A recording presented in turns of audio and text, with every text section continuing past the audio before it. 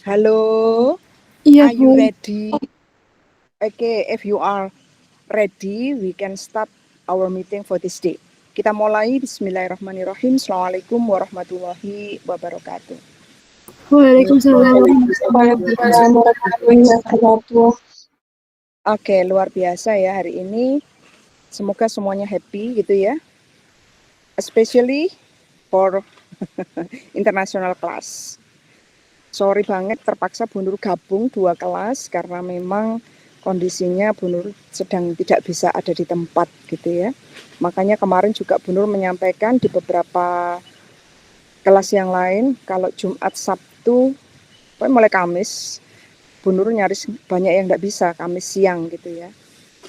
Termasuk hari ini, tapi ternyata hari ini tadi kebetulan kita masih ada jamuan dengan teman-teman di Telu, setelah itu baru nanti pembukaan masih memungkinkan untuk kuliah dulu. Makanya mohon maaf kalau mungkin yang tadi agak terlambat, berarti tidak update informasi di grup gitu ya, yang satu tadi tidak tahu kelompok dari kelas B.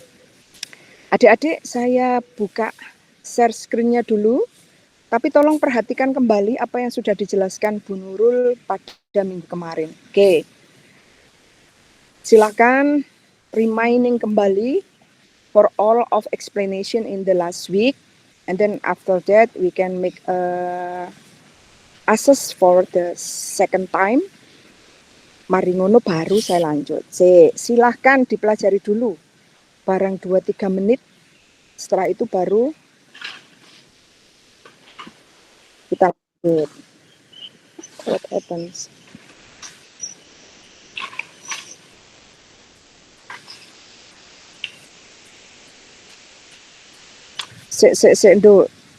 Sebentar Bu Nurul keluar ya.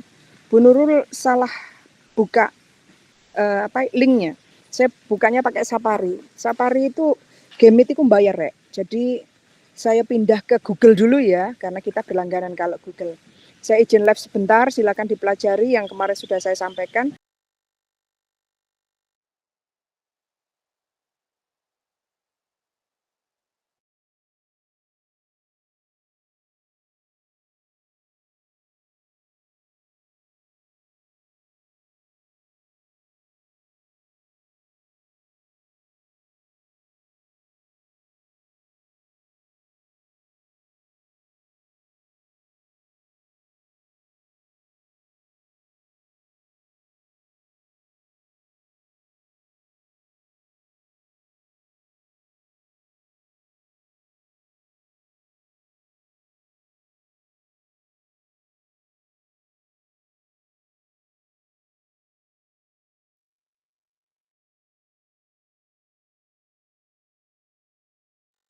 Sejak dulu kau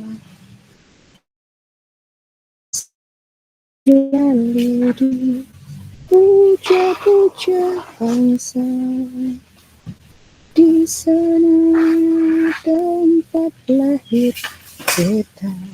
Sudah terlihat PPT-nya Bu Nurul? Sampun, Bu.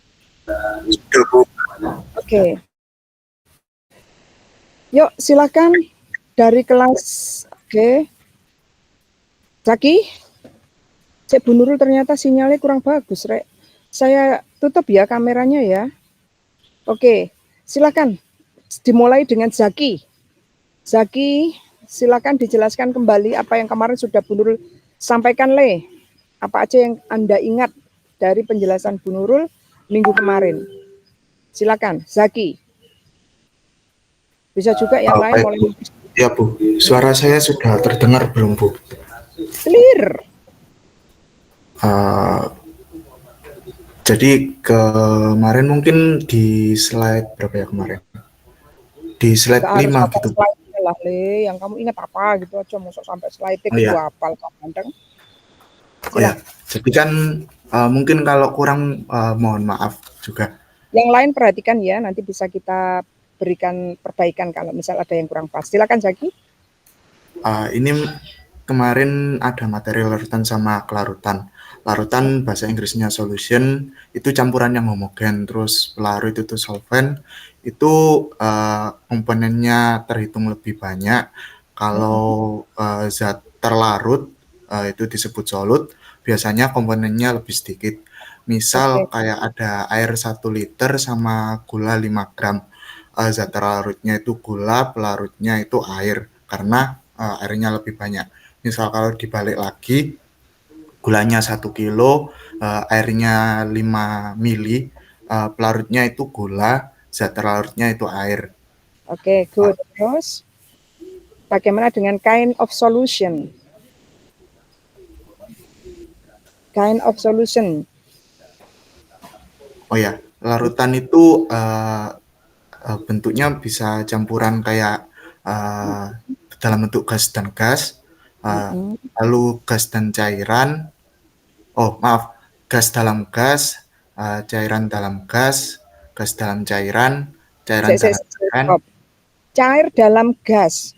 Adakah? Oh ya, maaf, gas dalam cairan. Contohnya? Kalau di PPT itu ada tulisannya carbonated water, karbon dioksida dalam air Lah ya contohnya apa itu? Air berkarbo, berkarbonasi. air soda, ya. Oke, good. Terus?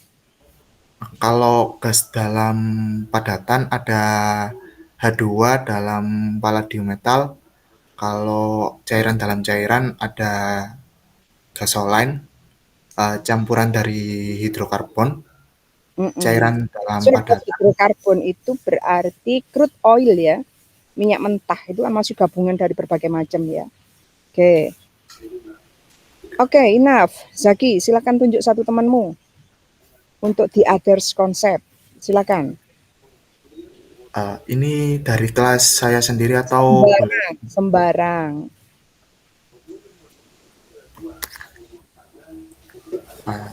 Sebentar. Uh,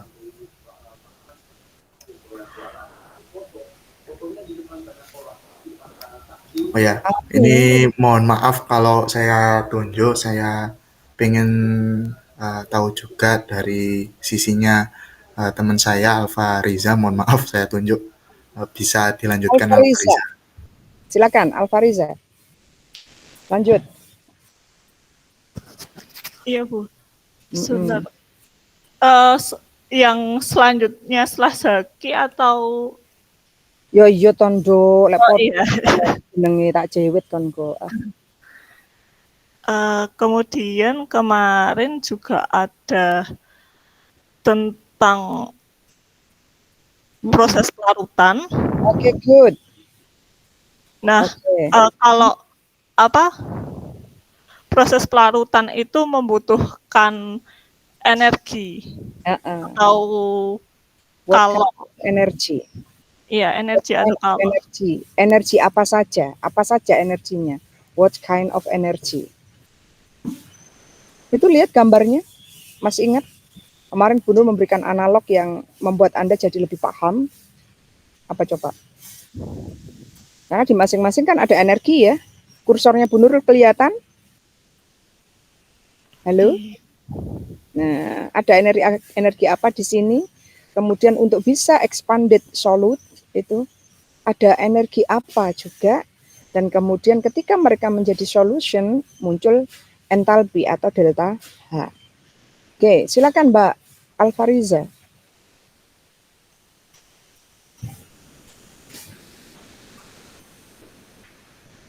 Ayo cepet Dok. Ada yang mau bantu? Silakan. Halo, ada yang mau membantu? Yang lain silakan. Oke, Anesia. Silakan, Dok. Izin menjawab, seingat saya kalau untuk energi yang di step 1 sama step 2 yang masih bergabung, itu energi kemampuan zat untuk terikat satu sama lain dengan zat yang sejenisnya begitu. Oke, good. Apa namanya? What the name of energy? Apa namanya? Energi apa?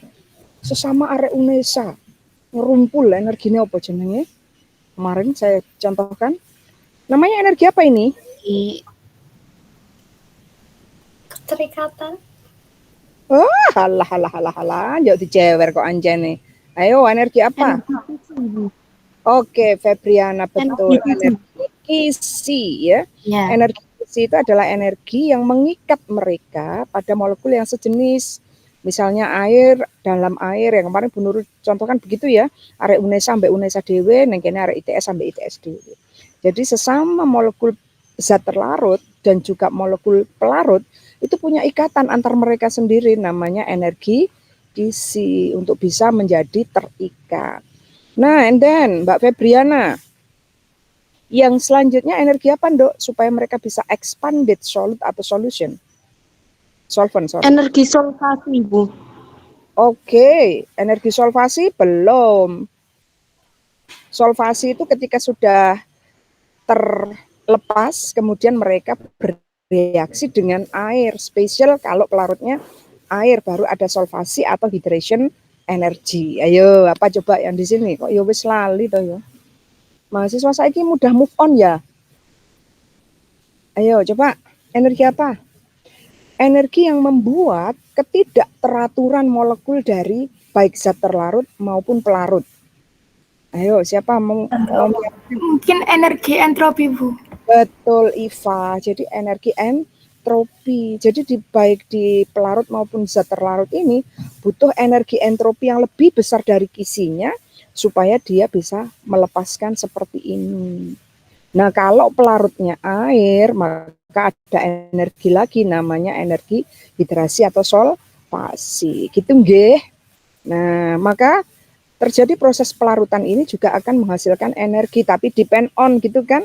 Kalau energi yang di sini lebih besar dibanding energi yang di sini, berarti delta H-nya apa? Positif. Berarti reaksinya apa? Ayo. Kok ya wis mudah move on toh ya yang di sini? Endoterm. Endoterm. Tapi kalau ternyata sebaliknya, baru terjadi reaksi eksoterm. Ini kan penjelasannya yang kemarin. Iya apa tidak? Oke. Kemarin juga saya sudah sampaikan terkait dengan hubungan antara kalor pelarutan dan perubahan entropi pada proses pelarutan. Selain tadi karena faktor energi kisi, entropi, dan juga entalpinya, ternyata juga ada faktor lain kaitannya dengan apa kemarin? Sifat dari zat terlarut maupun pelarut itu sendiri. Kan gitu nggih? Halo? Makanya kalau kita lihat di sini pada gambar A gitu ya, di mana NaCl tidak larut dalam heksana, itu terjadi karena kemarin kita masih flashback terkait dengan ikatan antar molekul gitu ya, ikatan kimianya seperti apa. Karena ikatan kimia ini yang menyebabkan terjadinya interaksi antar molekul, di mana ketika molekul itu memiliki kepolaran yang berbeda, maka bentuk ikatannya juga berbeda. Maka berdampak yang di sini kan kemarin. Nah, sehingga contohnya adalah NaCl tidak larut dalam heksana. Kenapa? Karena ada interaksi ion dipol terinduksi antara Na plus dengan Cl- dengan molekul heksana, di mana ikatan ini sangat lemah. Sehingga entropinya lebih kecil dari energi pelarutan. Dampaknya apa? Bisa nyebar nggak Na dan Cl-nya? Kalau entropinya kecil. Bisa bergabung enggak? Tidak bisa bergabung gitu ya, tidak terbentuk proses pelarutan. Karena apa? Karena entalpi pelarutannya jauh lebih besar. Berbeda dengan heksana, dengan oktana. Kenapa? Karena mereka sama-sama molekul yang non polar, memiliki sifat yang sama. Sehingga terbentuknya apa? Ikatan apa? Karena ini heksana dengan oktana sama-sama hidrokarbon, maka terjadi ikatan hidrokarbon yang ada like dissolve like, di mana perubahan entropinya itu lebih besar dibanding entalpi pelarutan, sehingga mereka akan mudah untuk berpencar dan larut dengan yang lain. Gitu nggih? Oke. saya lanjutkan. Kemarin kita sudah sampai di situ terakhir ya. Kemudian saya minta adik-adik untuk mempelajari terkait dengan energi-energi yang lain. Salah satunya adalah energi bebas Gibbs yang dilambangkan dengan delta G. Ada delta G, delta H entalpi, delta S entropi. Kalau Anda lihat ini adalah sum enthalpy on entropies of solution in water at least pada 25 derajat Celcius. Kenapa? Kalau kita lihat di sini, ini semua berarti bersifat polar karena larutnya dalam air. Ini ada proses pelarutan. Kalau kamu perhatikan hanya reaksinya saja eksoterm atau endoterm. Nah,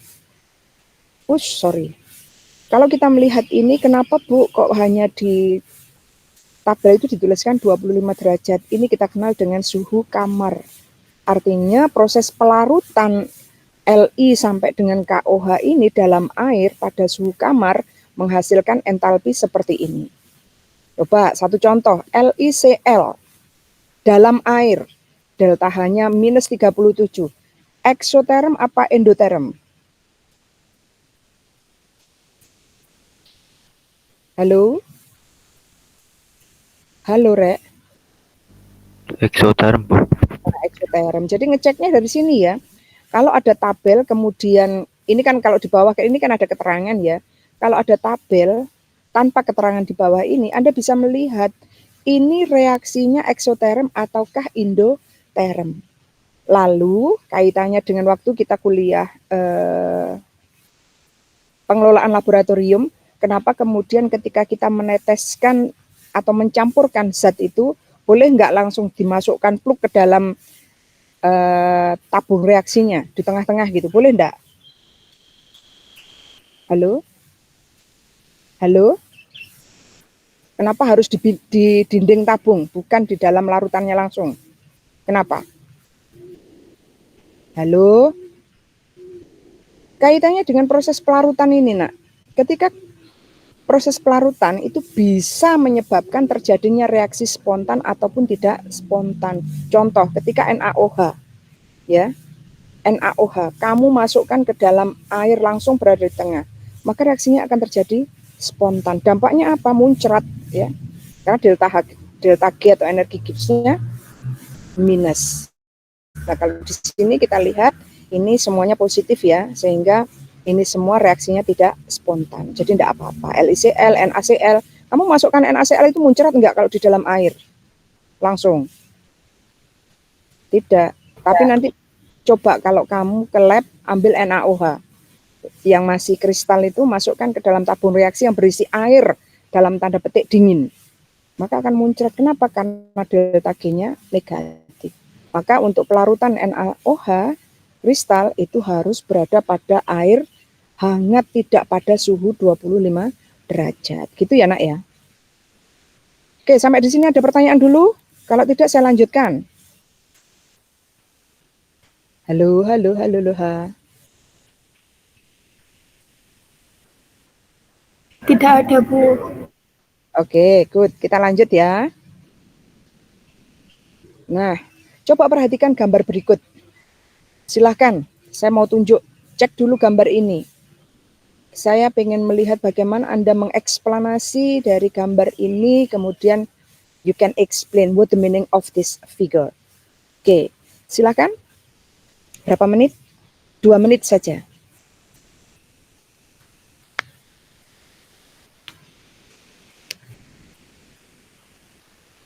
Halo? Oi.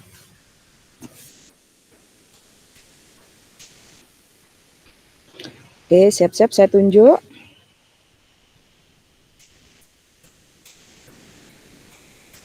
Oke. Mbak Firda Sofia. Selanjutnya nanti ditambahkan oleh Naufal Fatih. Oke, silakan Mbak Firda. Bagaimana Anda memaknai gambar berikut?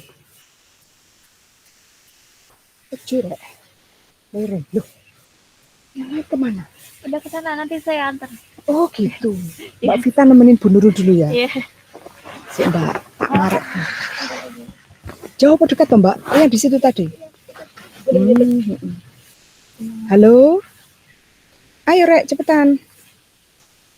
Firda. Mana Firda? Iya, Bu. Loh, ayo Dok, dijawab kayak di ini. Ayo Fir.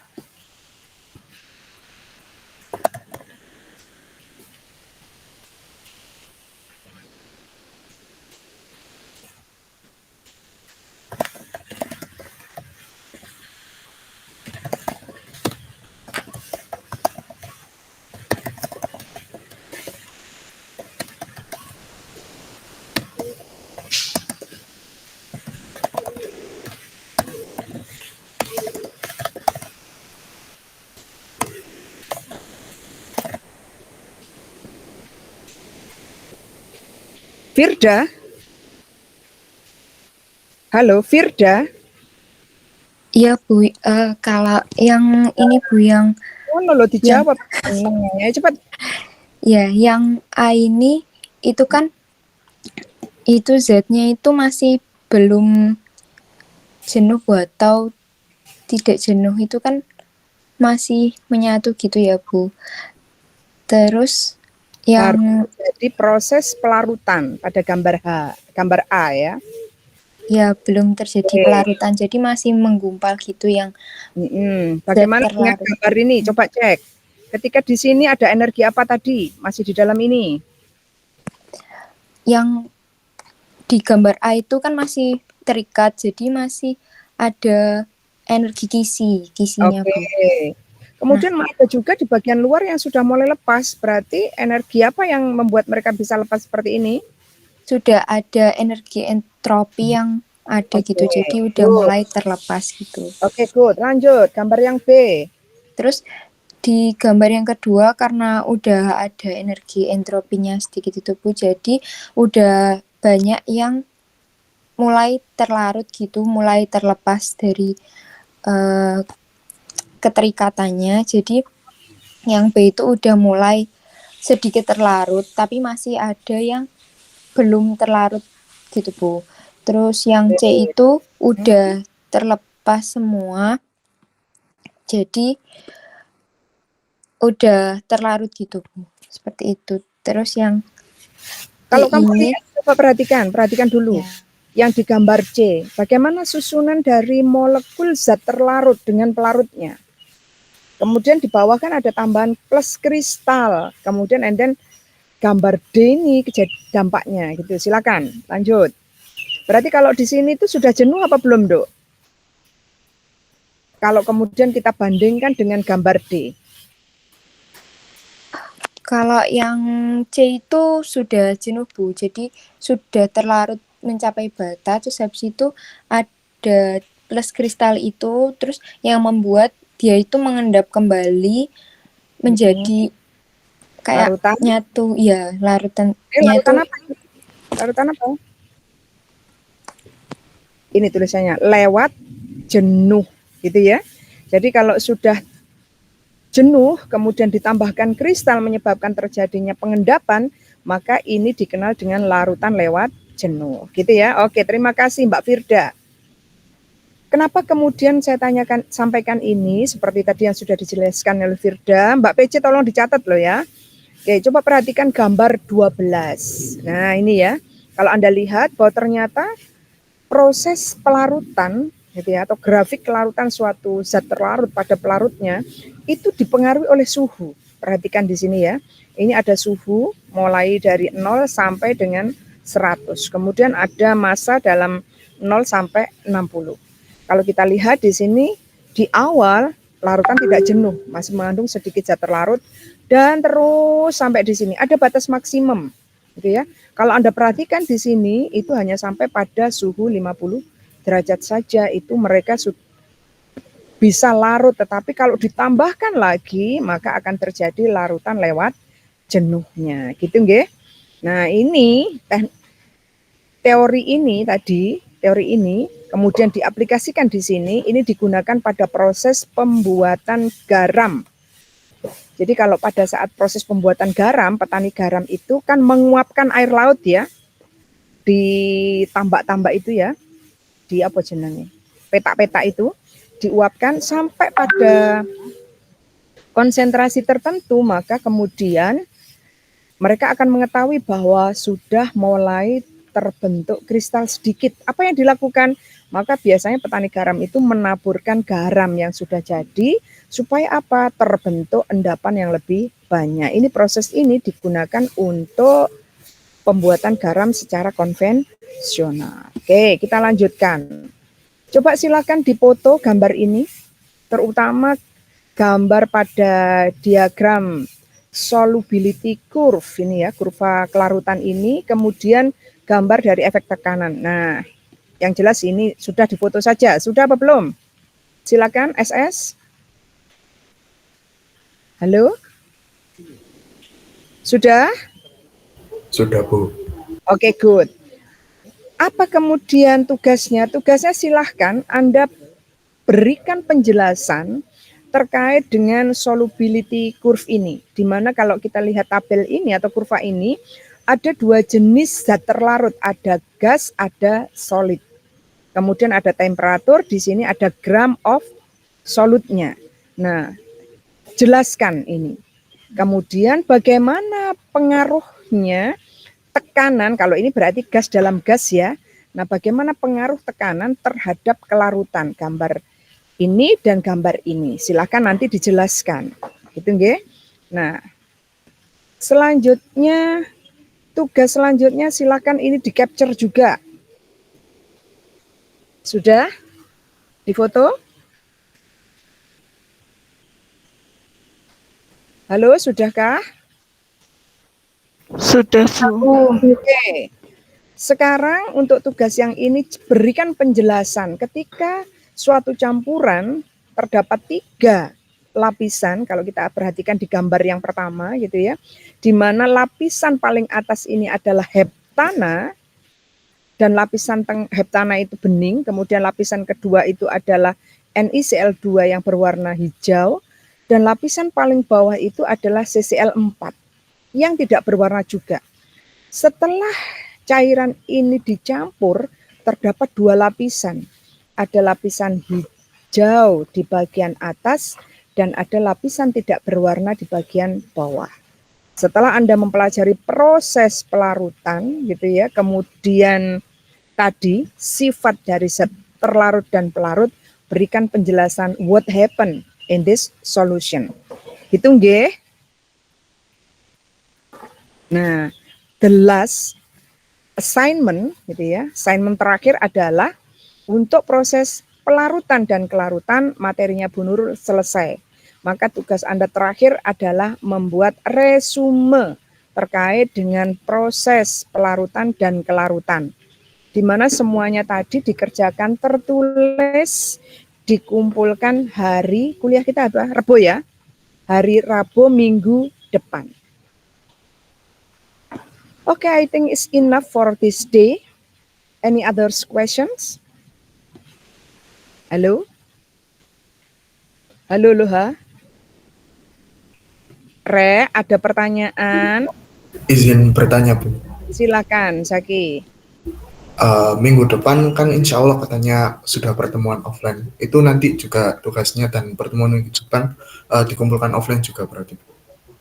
Wong jenenge tulis tangan ya dikumpulkan offline to le, cah ganteng pas hari Rabu ya. Pas kuliah dengan Bu Nurul. Baik, Bu.